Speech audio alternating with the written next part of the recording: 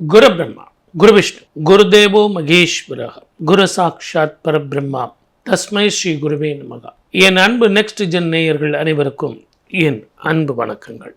குரு பெயர்ச்சி எப்படி இருக்கும், 12 ராசிக்கு எப்படி இருக்குன்னு பார்க்கறதுக்கு முதல்ல இந்த குரு பெயர்ச்சி முதல்ல எப்படி இருக்குன்னு முதல்ல தெரியணும். பிரபஞ்சத்துக்கு எப்படி இருக்கும், இந்த உலகத்துக்கு எப்படி இருக்கும். ஏன்னா சனிப்பெயர்ச்சி ஆகும்போது சார் எனக்கு பிரச்சனை எதுனா வந்துடுமா, வேலையில் பிரச்சனை வருமா, தொழிலில் பிரச்சனை வருமா அப்படின்னு ஒரு பயத்தோடு அந்த ப்ரிடிக்ஷன் எல்லாம் பார்ப்பாங்க.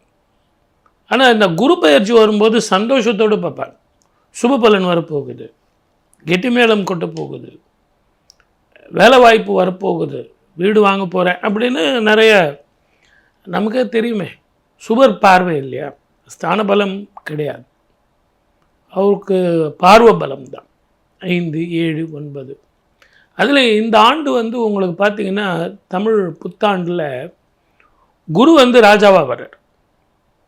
இந்த குரு ராஜாவாக வரும்போது குரு கடகத்தில் போய் உச்சம் பெற போகிறார். 12 ஆண்டுகள் பொறுத்து இந்த வீட்டுக்கு வரப்போகிறார். ஒவ்வொரு வருடமும் ஒவ்வொரு புஷ்கரம் வேற நடக்கும். ஒவ்வொரு நதியில் குளிச்சிங்கன்னா உங்களுக்கு புண்ணியங்கள் கிடைக்கும். இந்த 12 ஆண்டுகள் கழித்து கடகத்துக்கு வரும்போது உச்சம் பெற்ற இந்த குரு இந்த பிரபஞ்சத்துக்கே நல்ல ஒரு வாழ்க்கையை கொடுப்பார். தங்கம் விலை ஏறத்தான் செய்யும், வெளியினுடைய விலையும் ஏற்றத்தான் செய்யும். எப்போ தங்க விலம் ஏறி இறங்கியிருக்கா, குரு நீச்சமாயிட்டாருங்க அதனால் தங்க விலம் குறைஞ்சிருங்கன்னு சொல்ல முடியுமா? இந்த எல்லோ மெட்டல் மட்டும் ஒரு முறை ஏறுச்சுன்னா இறங்கிறதுங்கிறது கஷ்டம். பிளாக் கோல்டுன்னு சொல்லக்கூடிய பெட்ரோல் ஏற்ற இறக்கங்கள் இருக்கும். இப்போ கொஞ்சம் ஏற்றமாக இருக்கும், மறுபடியும் இறங்கிடும். Share market up and down இருக்கத்தான் செய்யும். ஷேர் மார்க்கெட்டில் மிக கவனமாக இருக்கணும். இந்த ஆண்டு குரு பயிற்சி சார் அப்படின்னு எல்லாரும் சொல்கிறோமே ஒழிய 3 விதமான நிலைகளில் குரு பயிற்சி ஆகிறார். அது என்ன அப்படின்னா, மிதுன ராசியில் குரு இருக்கார், அதில் இருந்து குரு மாறுறார், கடகத்துக்கு மாறும்போது உச்சம் அடைகிறார். இங்கே கூட 5 மாதம்தான் இருக்கார். மறுபடியும் சிம்மத்துக்கு போய் அதிச்சாரமாக மாறுகிறார். அதிச்சாரமாக போயிட்டு திருப்பி வக்கரம் பெறுகிறார். ஸோ 1 வருஷம் இருக்கக்கூடிய குரு உச்சம் பாவம் கடகராசிக்கு பார்த்திங்கன்னா கண்டகச்சனி, அஷ்டமசனி அப்படின்னு 5 வருஷம் அப்படிங்கிறது 5.5 வருஷமாக போயிடுச்சு. இப்போ பார்த்திங்கன்னா 1 வருஷம் இருக்க வேண்டிய குரு 5 மாதம், அதில் ஒரு 3 மாதம் 8 மாதம்தான் இருக்கார். அப்படி சுப விஷயங்கள் அவ்வளவு பெருசாக இல்லைனாலும் நல்ல விஷயங்கள் நடக்குமா அப்படிங்கிறத நம்ம பார்க்கணும். சனியும் செவ்வாயும் சேர்ந்து இருக்கிற இந்த காலகட்டத்தில் மீனத்தில் நீரினாலும் நெருப்பினாலும் இயற்கை அழிவுகளாலும் போர் பதட்டங்களாலும் பிரச்சனைகள் இருக்கத்தான் செய்யும். இதற்கு குரு பயிற்சி மாத்திரம் இல்லை, 2031 வரைக்கும் ரிஷபத்தில் சனீஸ்வரர் மாறும் காலம் வரைக்கும் இந்த அழிவுகள் இருக்கத்தான் செய்யும். அதே மாதிரி குருவனுடைய சாதகத்தினால மலை போல வர பிரச்சனைகள் பனி போல மாறும்ன்ற நம்பிக்கை நமக்கு உண்டு. அதே நேரத்தில் இந்த குருவோடு சேர்ந்து கேதுவும் இணைய போகிறார். ஞானகாரகன் 18 வருஷத்துக்கு ஒரு முறை அந்த வீட்டுக்கு வரப்போகிறார். அப்போ குருவும் கேதுவும் இணையும் காலத்தில் 12 ராசிக்காரர்களும் 27 நட்சத்திரக்காரர்களும் கண்டிப்பாக காசி, கயா, ராமேஸ்வரம் போயிட்டு பித்ருக்களுக்கு தர்ப்பணம் பண்ணுறது அப்படிங்கிறது ரொம்ப ரொம்ப விசேஷமானது. ஆகவே பொது பலன் சொல்லியிருக்கேன். இதெல்லாம் உங்களுக்கு இன்ஸ்டன்ட் ஃபுட்டு தான். உங்கள் ஜாதகத்தில் எப்படிப்பட்ட பலன்கள் நடக்கும், மகாதிசைகள் இருக்குது அப்படிங்கிறத பார்த்து குரு உங்களுக்கு பலன் தருவாரா, உச்சமா நீச்சமா, குரு தசை நடக்குதா அப்படிங்கிறத பார்த்து தான் பலன் சொல்லணும். இருந்தாலும் யூடியூப்பில் ஒரு இன்ஸ்டன்ட் ஃபுட்டு மாதிரி இந்த குரு பயிற்சி எப்படி சார் இருக்கும் அப்படிங்கிறதுனால இது கொடுத்துருக்கேன். பொது பலன் சொல்லியிருக்கேன்.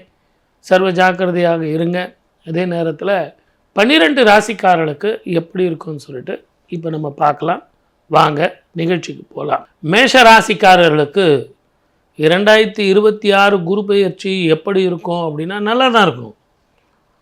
என்ன காரணம் அப்படின்னு கேட்டிங்கன்னா, 12ஆம் இடத்தை பார்க்க போகிறார். இந்த 12ஆம் இடத்தை பார்க்கறதுனால முதல்ல உத்தியோகத்தில், மன நிம்மதியில், சந்தோஷத்தில், ஆரோக்கியத்தில் விரயம் குறையும். ரெக்கக்னிஷன் இல்லை சார், நான் கஷ்டப்பட்டு உழைச்சிக்கிட்டு இருக்கேன், எனக்கு மேலதிகாரிகள் தொல்லைகள் இருக்குது, படாத பாடு பட்டுக்கிட்டு இருக்கேன் அப்படிங்கிறவங்களுக்கு இந்த காலகட்டம் ரொம்ப அற்புதமான பலனை கொடுக்கும். சொந்த தொழில் பண்ணுறவங்களாக இருந்தால் இடமாற்றம், தொழில் மாற்றம், வருமான மாற்றம். அதை விட இவங்களுக்கு கடன் பெருசாக இருந்தது இல்லைங்களா, அது ஓரளவுக்கு தீரும். என்னதான் இருந்தாலும் விரயஸ்தானத்தில் குரு பார்க்கறது அப்படிங்கிறது உங்களுக்கு விரயம் நடக்கும் அப்படின்னு ஒரு ஜாதகத்தில் சொன்னாங்கன்னா, வருமானம் வந்தால் தானே விரயமாகும். கடன் வாங்கிறதுக்கு கூட உங்களுக்கு சிபில் ஸ்கோர் வேணும் இல்லைங்களா. ஆக உங்களுக்கு சிபில் ஸ்கோர் நல்லா இருந்தால் தான் கடன் கூட வாங்க முடியும். சொந்த தொழில் செய்கிறவங்க பிஸ்னஸை ரொம்ப விரிவுபடுத்தாதீங்க, இருக்கிறத உருட்டிட்டு போங்க. அதே நேரத்தில் படிக்கிற பிள்ளைங்களாகட்டும், குழந்தை பாக்கியம் தட்டுபவர்களாகட்டும், நீங்கள் நினைச்சதை சாதிக்கலாம். வெளிநாடோ வெளி மாநிலமோ வெளி ஊரோ போகிறவங்களுக்கு இது ஒரு வசந்த காலமாக இருக்கும். இதுவரைக்கும் இருந்து வந்த சகோதர உறவுகளில் மேம்படும். இதை எல்லாத்தை விட பயணத்தில் மிக கவனமாக இருக்கணும். 12ஆம் இடத்துல இருக்கிற சனியும் செவ்வாயும் மிக கவனமாக இருக்க வேண்டிய காலம். நேரத்துக்கு சாப்பிடணும், நேரத்துக்கு தூங்கணும், கோபத்தை விடணும். ஏற்கனவே உங்களுக்கு நான் சொல்லணுமா, ரொம்ப கோபம் ஜாஸ்தி, நான் பர்ஃபெக்ஷனாக இருக்கேன், நான் கரெக்டாக இருக்கேன், நீங்கள் கரெக்டாக இருக்கணும் அப்படின்லாம் நினைப்பீங்க. ஆகவே உங்களை பொறுத்த வரைக்கும் கொஞ்சம் விட்டு கொடுத்து போங்க. குற்றம் பார்க்கில் சுற்றம் இல்லை. அதே மாதிரி திருச்செந்தூர் முருகனை போய் வழிபட்டால் அற்புதமான பலன் கிடைக்கும். இப்போ எல்லோரும் பார்த்திங்கன்னா திருச்செந்தூர் முருகனுக்கு போகிறாங்க, வேல் முருகா, வெற்றிவேல் முருகா அப்படின்னு கையில் வேலோடு சுற்றிட்டு இருக்காங்க. அப்படி போனால் பலன் கிடைக்குமா? இது என்ன டூரிஸ்ட் பிளேஸாக அது? அப்படி இல்லை. முதல்ல கடலில் குளிக்கணும், நாழி கிணறுல மறுபடியும் குளிக்கணும், பிறகு முருகனை பார்க்கணும், முருகனை பார்த்து அந்த தானங்கள் தர்மங்கள் எல்லாம் செய்யணும். அதில் முக்கியமானது வஸ்திர தானம், அன்னதானம். அந்த இலையில் கொடுக்குறாங்க இல்லையா, பன்னீர் புஷ்பங்களில் கொடுக்கக்கூடிய, பன்னீர் இலையில் கொடுக்கக்கூடிய அந்த விபூதி மிகப்பெரிய ஔஷதம். அதை டெய்லி மந்திரம் மாதிரி டெய்லி வச்சுக்கணும்.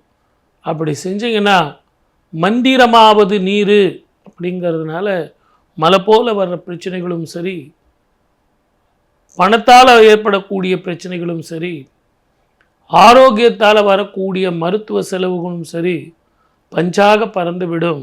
எனக்கு முருகன் இருக்க எனக்கு என்ன பயம் அப்படின்னு சொல்லிட்டு நீங்கள் இந்த குரு பயிற்சியில் சந்தோஷமாக வாழலாம்.